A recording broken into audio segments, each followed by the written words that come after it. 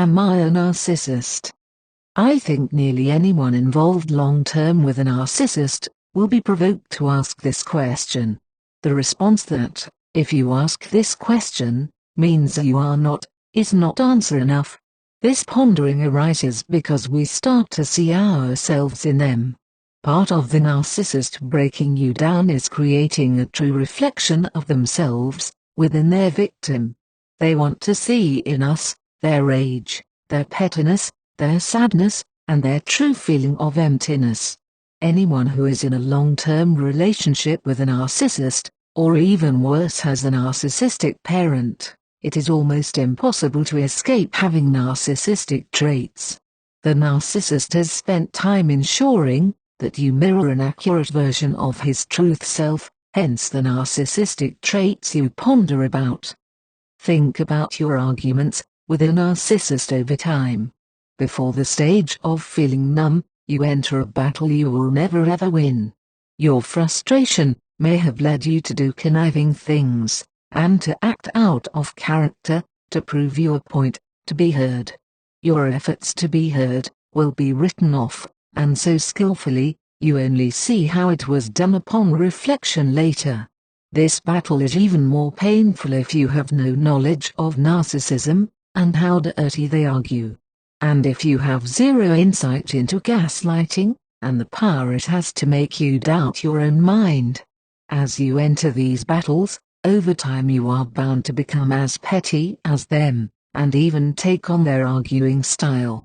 Behaving like the narcissist will filter into your other walks of life, convincing you that you could be the narcissist. Narcissistic rage is easily emulated. There is a scripture in the Bible that says to not make friendships with angry people, because it rubs off on you, Proverbs 22:24, and I believe this stands true. With zero research to back this, I would imagine narcissistic rage is one of the top narcissistic traits that influences people in relationships with the narcissists. The battlefield we enter with them forces us to match their energy and rage. More importantly, they are determined to get rage out of you for narcissistic supply, and to control your emotions. Narcissists demand control of all their victims' emotions, and controlling your rage is no exception.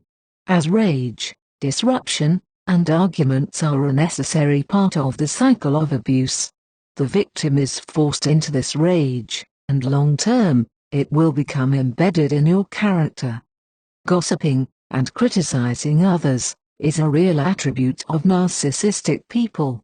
If you're a child of a narcissist, you would have been brought up believing everyone, but the narcissist is imperfect.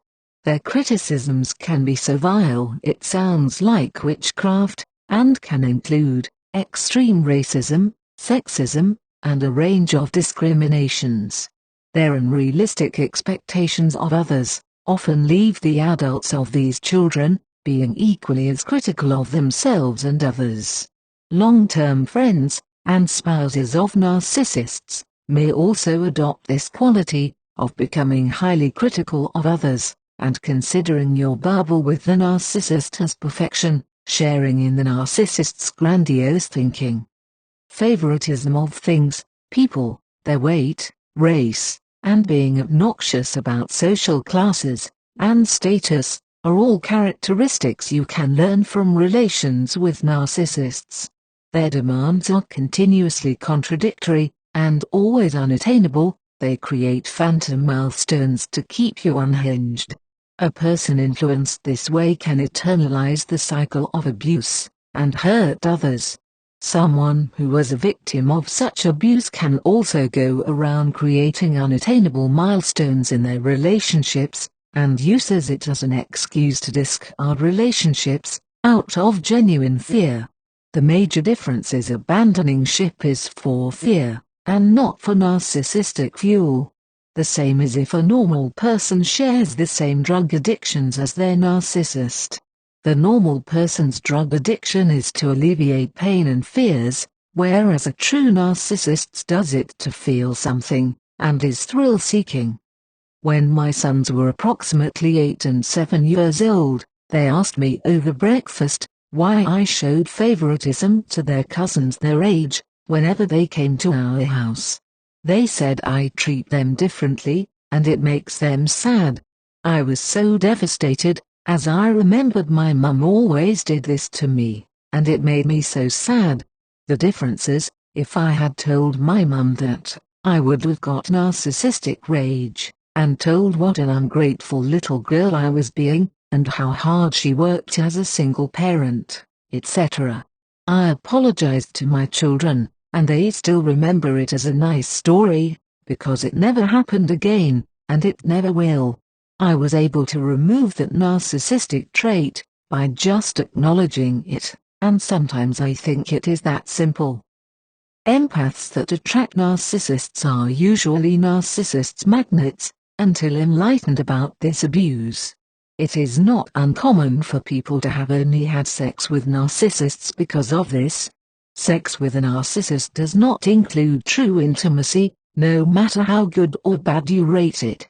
The purpose of sex is for control, and most popular is great sex, and knowing how to make your body tick, or withholding sex. Either way it is for control.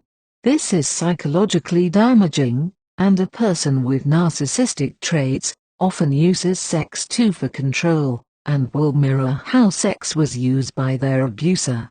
Someone with narcissistic traits may only be turned on by demeaning and humiliating sex, as this is all they have known.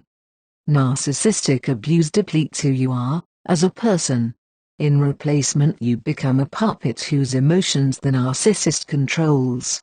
People that were birthed by narcissists, or had them as a strong influence early in life, are unlikely to have ever developed a true sense of self. This loss of self can make you feel like you are the copycat wearing a mask, much like the narcissist. Being exhausted by the narcissist and losing who you are is not the same as the narcissist whose character is eternally damaged, and requires narcissistic fuel, the way we all need air to breathe.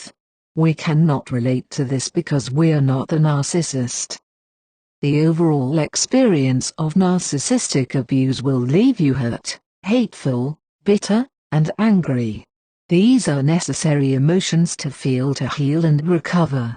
People that are unaware they are, or have been narcissistically abused will exhibit narcissistic traits, due to ignorance.